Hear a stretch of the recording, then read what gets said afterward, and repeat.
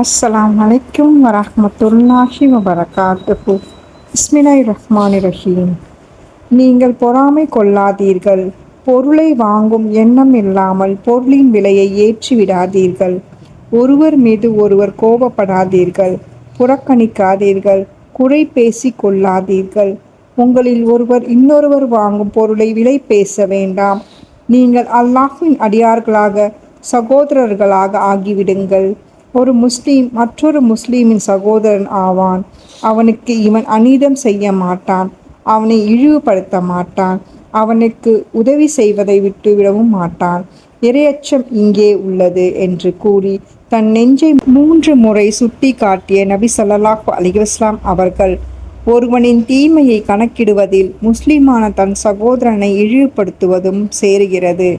ஒவ்வொரு முஸ்லிமுக்கும் இன்னொரு முஸ்லிம் மீது அவனது இரத்தம், அவனது சொத்து, அவனது கண்ணியம் விலக்கப்பட்டதாகும் என்றும் நபி ஸல்லல்லாஹு அலைஹி வஸல்லம் அவர்கள் கூறினார்கள்.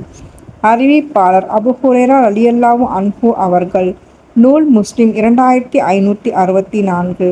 ஜஸாக்கல்லாஹு கைரன் கஸீரா. அஸ்ஸலாமு அலைக்கும் வரஹ்மத்துல்லாஹி வபரகாத்துஹு.